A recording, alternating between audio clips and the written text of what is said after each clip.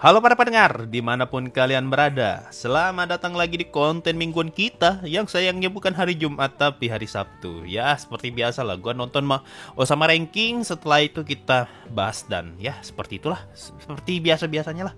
Sampai jumpa setelah gue kelar nonton. Bye-bye.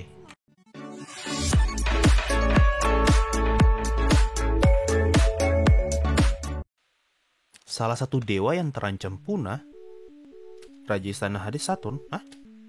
Gimana? Weh, ngeri apa lagi model rajanya loh. Itu kayak apa namanya? Genderuwo. Genderuwo.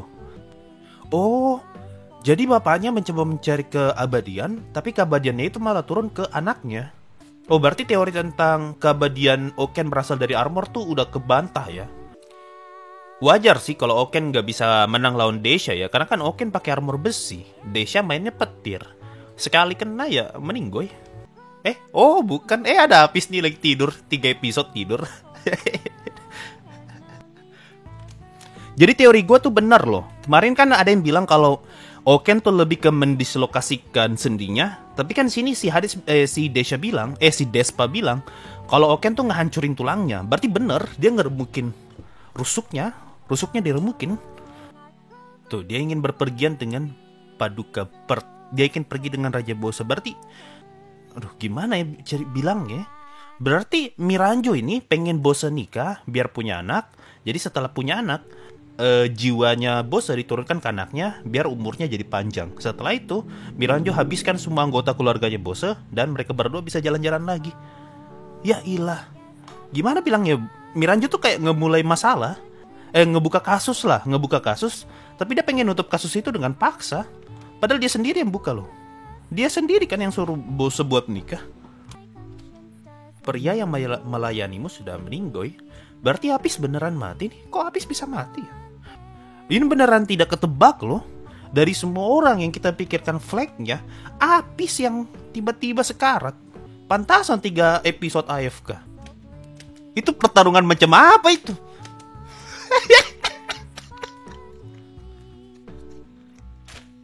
Pertarungan macam apa itu? Aduh. Yang satu pukulnya tuh tidak ada suara, yang satu begini-begini.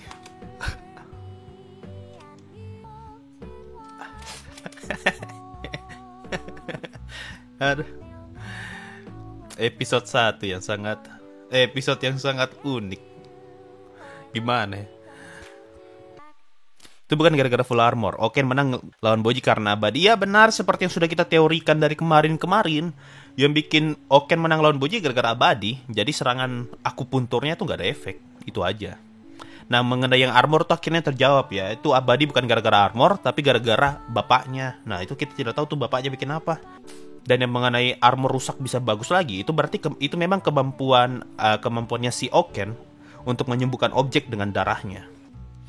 Abadi iya, tapi masih serang Boji kan gak tembus armornya. Justru serangannya Boji tuh gak pernah kelihatan tembus armor. Cuma yang penting bisa nusuk aja. Gini, kalau kita melogikakan serangannya Boji, itu kan si Despa ngomong kalau semua objek itu punya titik lemahnya.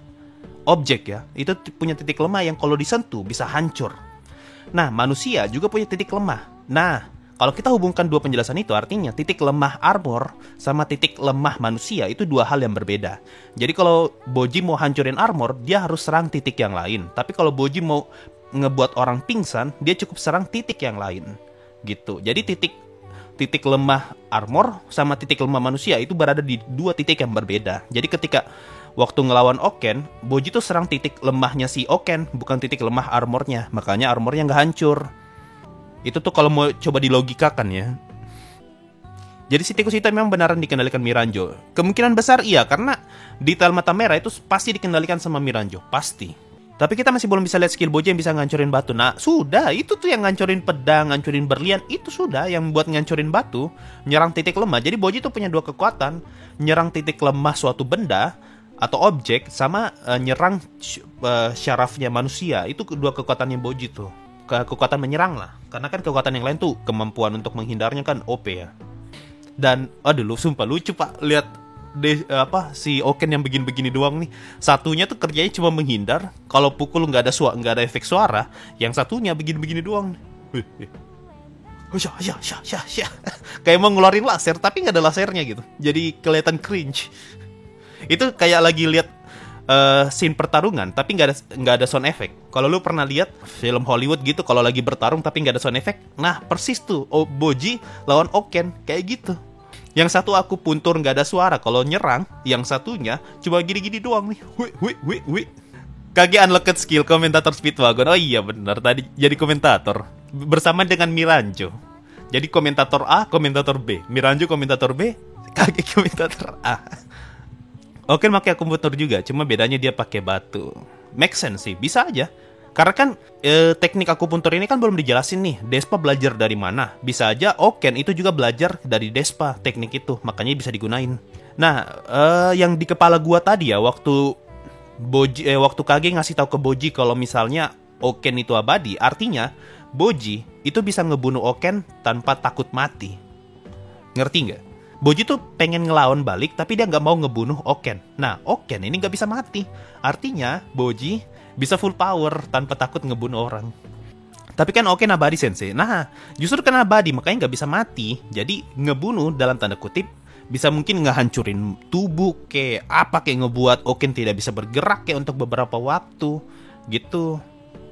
Motivasi Miranjo kurang jelas. Miranjo sama nggak jelasnya. Dia pengen si Bose abadi karena dia tahu umurnya Bose tuh tidak lama lagi bakalan meninggoy. Akhirnya dia suruh Bose nikah dan buat biar punya anak. Jadi setelah punya anak, dia tuh pindahin tuh tubuhnya Bose ke anaknya. Setelah Bose berhasil pindah tubuh, seluruh anggota keluarga Bose dimatiin sama si Miranjo. Nah, yang gue penasaran tuh di kalimat awal banget tuh. Tadi kan di Iki itu tertulis si dewa Raja Saturn. Si dewa. Itu kalimatnya loh, si dewa. Berarti dewa tuh manusia tuh gimana sih? Salah satu dewa yang terancam punah, Raja Istana Hades, Saturn. Loh, kok dewa? Berarti manusia tuh dewa dong? Atau peringkat pertama disebut dewa? Atau gimana sih? Atau memang jangan-jangan bapaknya Desha itu dewa? Gue masih belum connect nih, maksudnya istilah dewa nih apa nih? Ada ras dewa di dunia Boji mungkin. Nah, itu kita belum tahu nih, kita belum tahu. Bisa jadi orang yang kuat atau yang berpengaruh di suatu wilayah dijuluki dewa kali bang. Mungkin, atau mungkin si raja pertama dijuluki dewa. Atau mungkin ya generasi lama disebut dewa. Jadi kayak raja-raja lama itu julukannya dewa tuh. Bang, di episode ini Daida dikasih lihat 1 detik doang. Itu maksudnya apa? Jadi Daida dikasih lihat 1 detik doang. Itu buat ngejelasin kenapa Miranjo labil.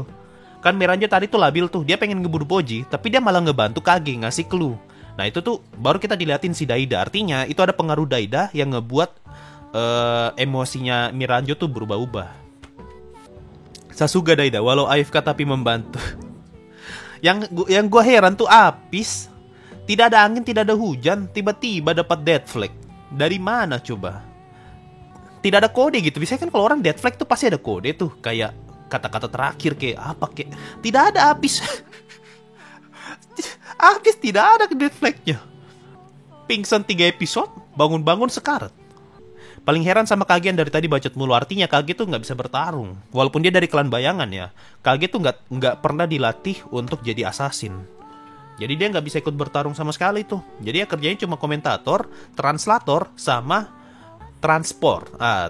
Transportasi. Translator, komentator, transport. Nah itu. Scene tempat-tempat di PV itu berarti POV-nya Miranjo pas berkelana di atas Bose.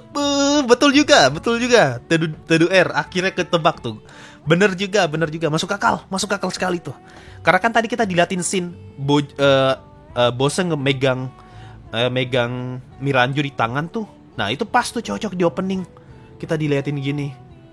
Tuh jadi tuh POV-nya Miranjo yang ngelihat dunia. Wah. Kita lihat nih, bakal diapain nih karakternya Miranjo biar jadi lebih dramatis lagi. Motivator juga bang. Oh iya motivator. Oh iya. Paket lengkap itu. Motivator, komentator, translator, sama transport. Tuh opening penuh spoiler ternyata. Kalau lu belum paham maksudnya ya nggak bakal jadi spoiler sebenarnya. Sama kayak komisan kan. Kalau lu nggak paham maksud bunga biru, lu nggak bakal paham maksudnya itu apa. Bikin itu saja tuh video kali ini. Gue lagi kalau terlalu lama gue ribet nanti editnya untuk hari ini. Nggak ada waktu bro. Oke, makasih semua yang udah nonton. Bye bye.